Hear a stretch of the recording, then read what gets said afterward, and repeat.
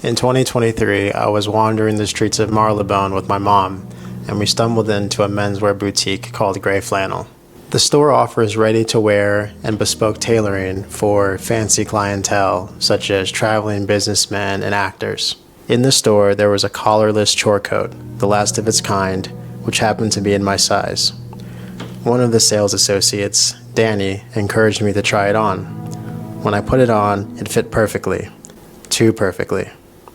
My mom interjected, "I'll buy it for you." I refused. She insisted. I'm wearing it now.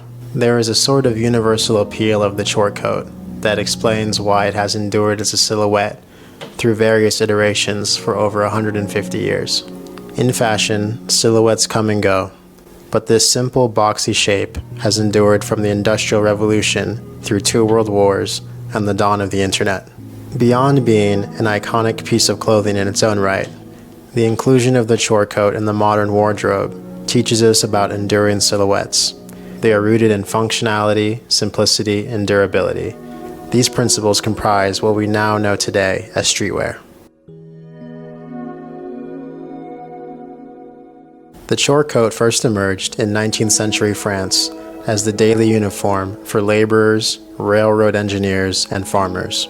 Typically made of cotton drill or moleskin, they were colored with a distinctive blue dye that would mask dirt and stains. In addition to its practical use, the color blue was chosen as a way of appropriating the color from the upper classes and giving it a new association with working people.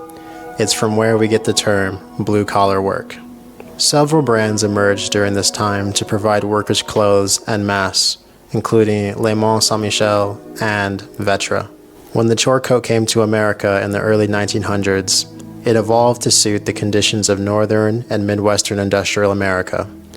Duck canvas, herringbone twill, corduroy collars, blanket linings, denim. The chore coat's legacy would persist due to its versatility, meeting the practical needs of its wearers. Throughout the 20th century, many artists gravitated to workwear as both a practical clothing choice and a way to align themselves with the working class. While signature details like patch pockets, button fronts, and pointed collars remain, the main evolution has been through fabric and fit, with a streamlined silhouette meaning that it no longer fits like a stiff cardboard box. Similar to the success of the secondhand sneaker market, the resale market for vintage chore coats has exploded as customers seek out heavily worn and faded originals. For all iconic silhouettes, a few obvious observations tend to rise to the surface. The first is that functionality drives form. Using the chore coat as an example, a roomy silhouette with an abundance of pockets is just extremely useful. Second, it is the simplicity that enables the versatility. Chore coats are not complicated. 2 front pockets, buttons, maybe an inside pocket, and 1 outside pocket over the heart. Intuitive, clean lines. Third, durability. The use of durable materials such as cotton, drill, and moleskin in the original chore jackets was a byproduct of the Industrial Revolution, which required more durable clothing for work and industrial jobs, but also enabled mass production of durable fabrics. Together, these principles, functionality, simplicity, durability, are what have enabled the chore coat to transcend into streetwear and creative uniforms. This reveals the power of silhouettes that are remixable, which brings us to the second piece that embodies these principles: cargo pants.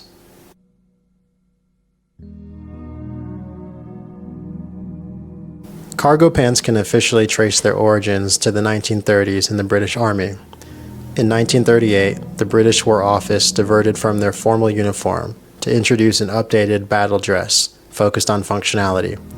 The trousers in particular underwent the most change, featuring a large pocket for maps just above the left knee and a smaller pocket for medications on the right side.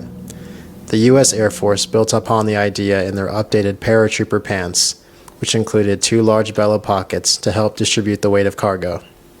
These pants, officially known as the M42, became known as cargo pants. In the 50s, 60s, and 70s, military surplus distributed cargoes to climbers, hikers, campers, hunters, fishermen, and various subcultures, sparking a niche fascination with the silhouette. However, in the 80s, cargo pants and cargo shorts went fully mainstream. The Bugle Boy cargo pants launched in 1986, initiating cargo pants from niche utility product to mainstream youth culture.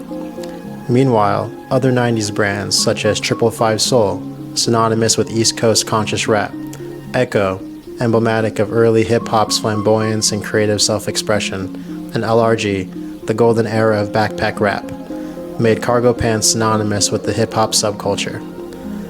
But what we find is that everyone wore a variation of cargos: golfers, hikers, skaters, and dancers, for their own particular subgroup. The look also found its way into the Japanese city boy aesthetic, a style that emerged in Japan in the late 1970s that blended American Ivy prep, French workwear, and Japanese youth fashion. The city boy look emphasizes boxy silhouettes, oversized garments, and earth-tone palettes, a natural fit for cargo pants, which offer both practicality and a laid-back vibe. In 1998, cargo pants were Ralph Lauren Women's best-selling wholesale item.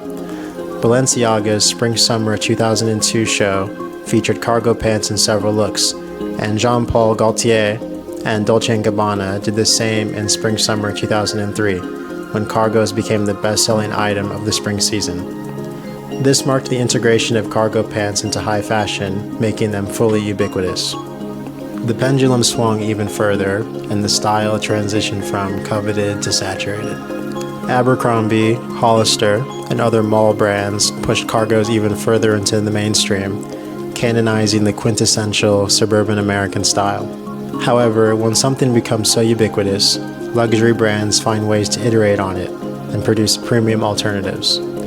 In both luxury and streetwear aesthetics, cargo pants have remained a cornerstone even until today.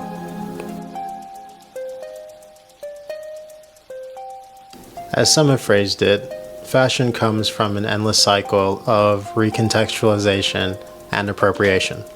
Modern artists, creatives, and even white-collar workers wear the same jacket that was used to harvest vegetables and lay pipe in the French countryside. The same cargo pants worn to storm a beach with an automatic weapon are the same pants that I used to go on a mental health walk in North London. This isn't a bad thing, and in many ways it's intuitive and obvious. Clothes are useful. If they weren't useful, they wouldn't have been made in the first place. As the requirements of work change for many, utilitarian pieces simply pay homage to a time when we worked with our hands.